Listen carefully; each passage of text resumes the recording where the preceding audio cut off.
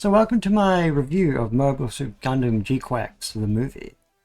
The review is going to be in multiple parts, the first being this video, being a review with little spoilers as possible. Then I'm going to follow up with some more in-depth reviews slash my thoughts on the rest of it, with potentially a final video on the actual mobile suit designs, what I think of them. And one last point before we get started, if I ever end up saying something that would get me in trouble, I'm going to play this following elevator music.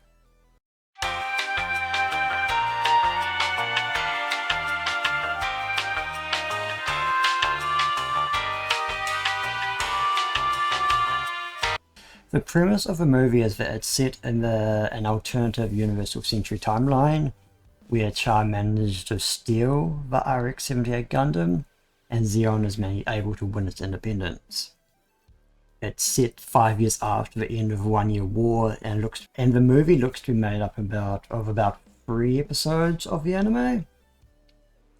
Yeah, so I'm going to do a quick overview of what happens in essentially each of the 3 anime segments.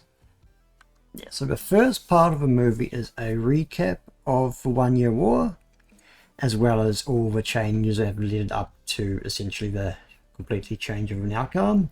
They effectively managed to squeeze all of the 1 Year War into 20 minutes, and it's a good, pretty concise history lesson, and basically gives you all the background knowledge that you might need when watching it, not that you probably actually do. And there's potentially some people who might end up just skipping over this part. I do myself really like it, but that could also just be the fact it's full of member berries, which definitely is a plus. And one of the other neat things is that they've essentially reanimated the entire sort of starting segment from the original series, where basically it goes over essentially the first few months of the war, of a 1 Year War, which this one picture here is a clip of the original. Yeah, and it's narrated by one of the actual characters who is going to play a fairly important role, even if they aren't the main character. Then we've got the second part, which is where the current timeline begins. It's sort of set in and around a colony at the start. And this is when we get introduced to the main character. Well, less introduces us to her and more throws you into her life, while she gets thrown into the lives of the majority of the other cast. We also get the hint of something called clan battles, which I don't think is too spoilery, as the blurb does mention them. And they also managed to fit in 2 mobile suit combats in this.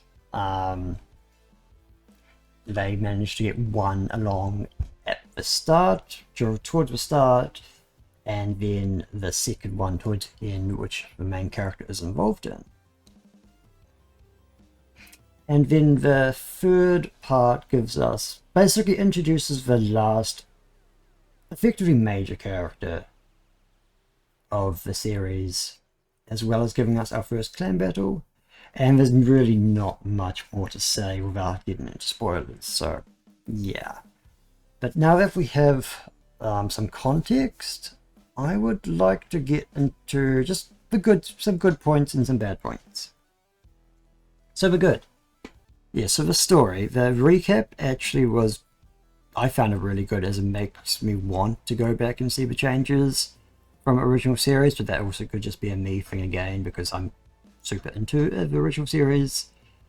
It is neat seeing how just a few small changes can actually have such a huge outcome.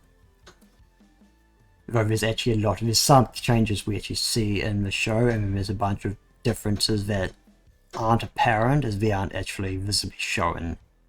So we have no idea what actually happened to make them happen, and then none of the characters make me want to go, man, I really hate this person. So I think all the characters are fairly well done. So I guess that's a good thing. The next point is the character designs. I originally was worried they were going to feel out of place, as the designer is the guy who did the recent Pokemon designs, which are quite stylized, whereas Gundam tends to be more grounded in his character designs. So they're not realistic, but they look less stylized than you normally expect.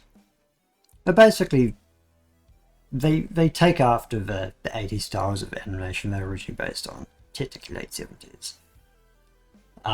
But yeah, so basically, the few of the characters, like the main character, for example, is quite stylized, but there's a sort of everyone else is sort of a blend between what they normally do and what we normally expect.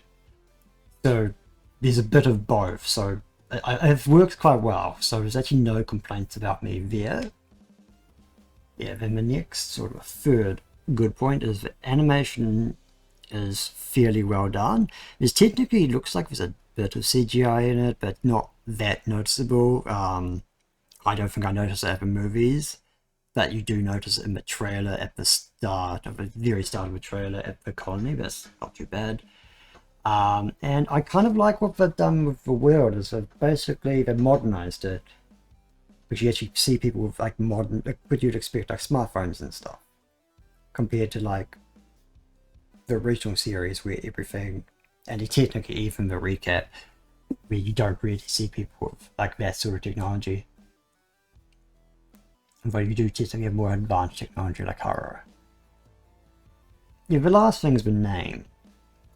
The name is very silly and very unpronounceable, but the characters in the show / movie also can't pronounce it.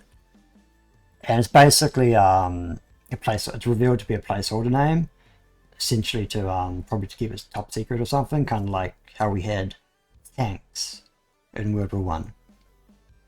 But yeah, now moving on to the bad, there's not as much bad stuff. The suit designs is a big sticking point. Basically, the Zaku from the trailer is a lie, and my day is ruined. Nothing has escaped from the hands of Aikuto. The Gundam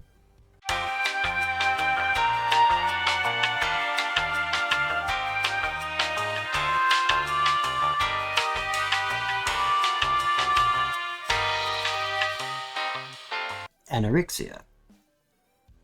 I do have some minor complaints about the main character as well, like, which I can't get into without spoilers, again, sort of limitations of the format we've chosen today.